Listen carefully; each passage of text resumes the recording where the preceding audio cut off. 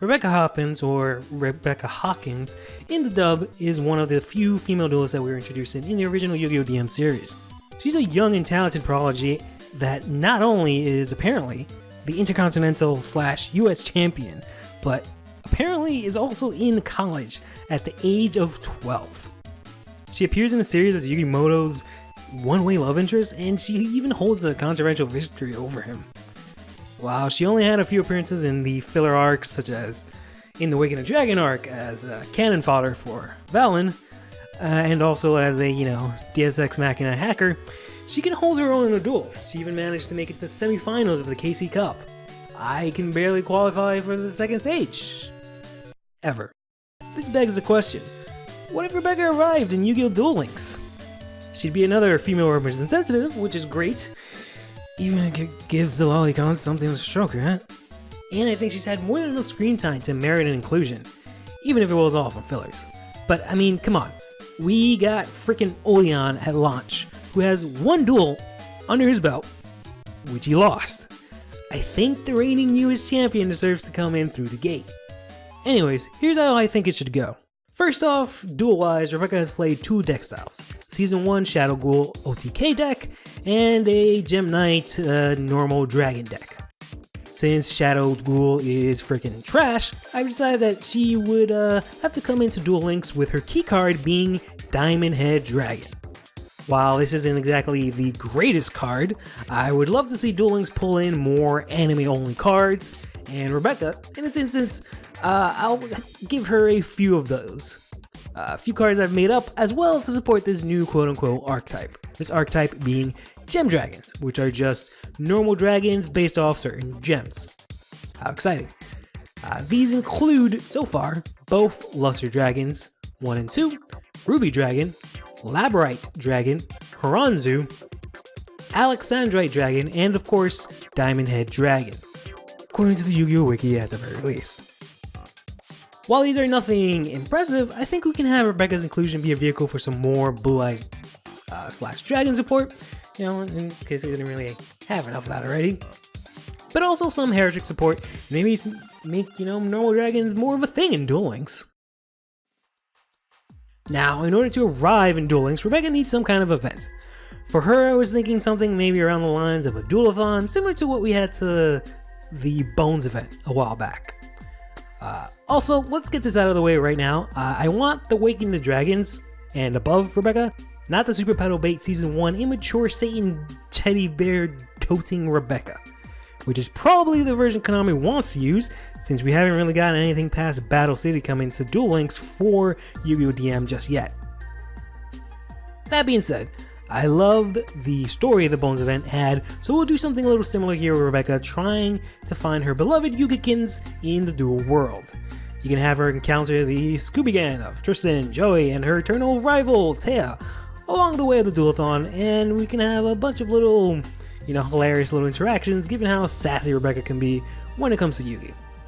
We can set up a silly little plot with Rebecca arriving to find Yugi, and then, she encounters Tristan first, who tells her that, he saw him with some girl earlier, which naturally pisses off Rebecca, and she goes on a warpath to duel anyone along the way until she finds Yugi, including you, the player. You can have the player watch the story progress as she beats Joey and squabbles with Taya over Yugi as you progress through the duelathon.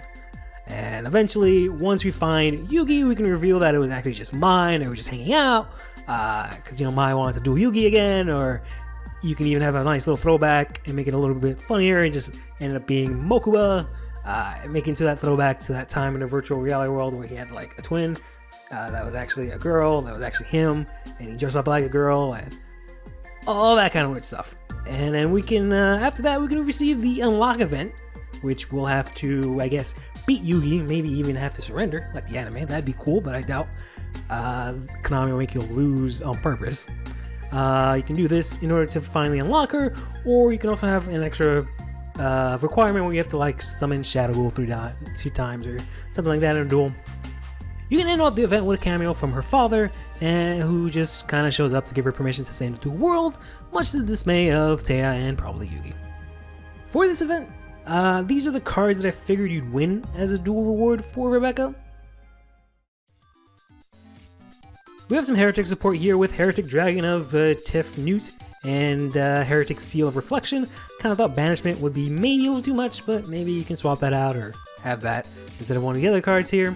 As well as some crappy normal monsters, because we all really need to have 67 copies of Sky Dragon. Crystal Dragon just seemed like a random enough support card to just throw in for fun. And the remaining 3 cards here are for her Gem Dragon archetype, including 2 new cards that I had to come up with just to kind of help out the archetype. So we got here a Lesser Dragon number 3, which is just a beefier level 8 Lesser Dragon. Could have like 2900 attack, something like that. An Opaque Dragon is a support card for the archetype that lets you remove itself from the graveyard to add a normal dragon from your deck to your hand, but you can't use this effect on the turn that it's sent to the graveyard. So no Grass is Greener spam. I'm looking at you, Playmaker. Since it's a duelathon / wandering dueling kind of event, she only have a level 30 and level 40 deck, which is nice. I didn't really want to have to go through making level 10 and 20 decks, because that's always seemed kind of pointless in my opinion. But for her level 30, I thought we can have a nostalgic throwback and give her Shadow Duel deck, which would look something like this. 1 copy of Millennium Shield, 3 copies of Cannon Soldier, 2 copies of Sangan, 2 copies of Witch of the Black Forest, 3 copies of Shadow Ghoul, 2 copies of Stellar Angel, Ring of Magnetism, Stop Defense, Block Attack, 3 copies of Tribute to Doom, and Final Destiny. It's pretty close to what she actually used in the anime. Whether the deck is actually, considered level 30, or if it's not a complete breaking mess is, up to Konami to sort out at this point. You can't really playtest this kind of stuff, and don't really want to. The level 40 deck can use her Gem Dragons, which I guess can look something like this.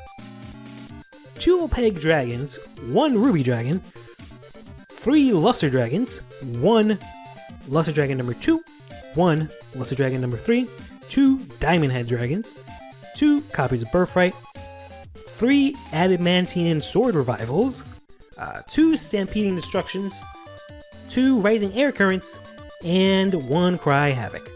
Nothing too crazy here, it's just straight up normal dragon beatdown, to be honest. Ruby Dragon is an anime only card, but it's really just another normal dragon. I believe in some point, I might be wrong about this, I could have swore I saw one of the times it had an effect where it summoned Luster Dragon, which would be cool. But I've also seen the version where it's just kind of a normal monster with 1600 attack.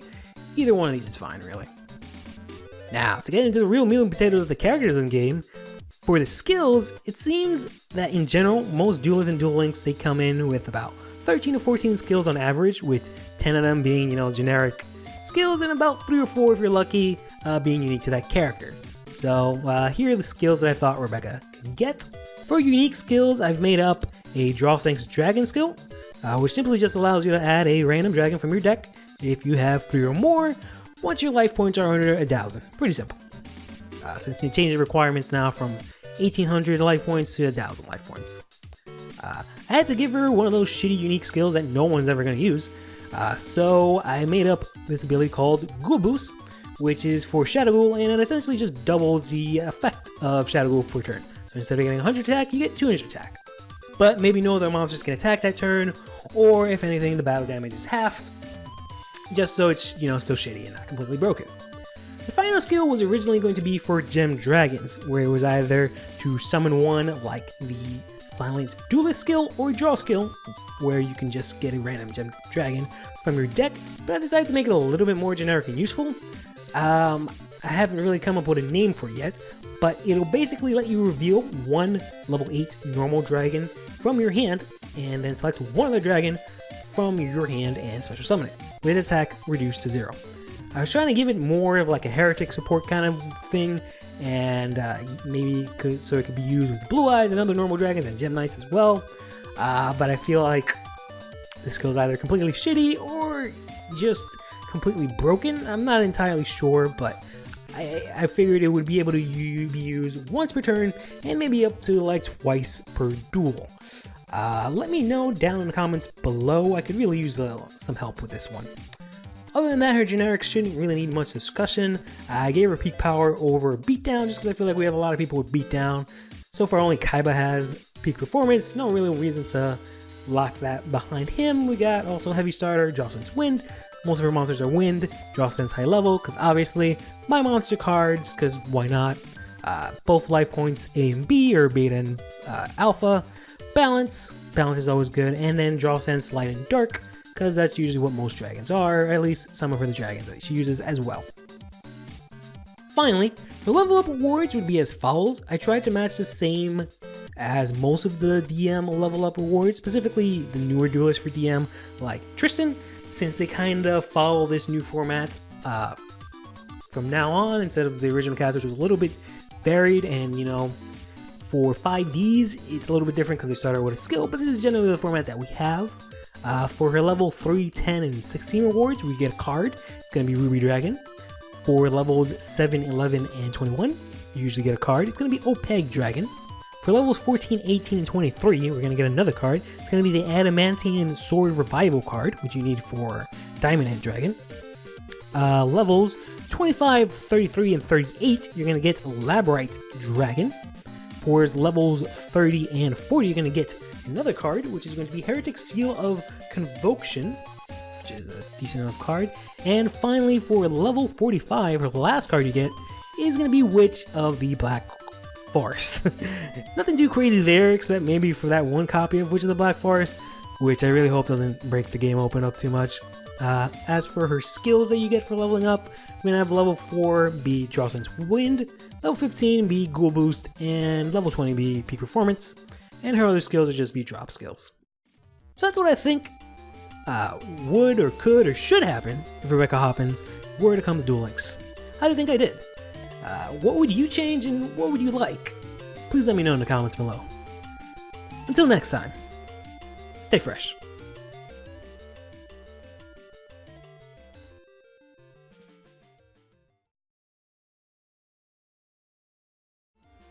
Hey everyone, just wanted to give a quick shout out to a fellow YouTuber, Pro Benchwarmers. You'll see his channel and a video of his down below. I actually used a video for reference for this video.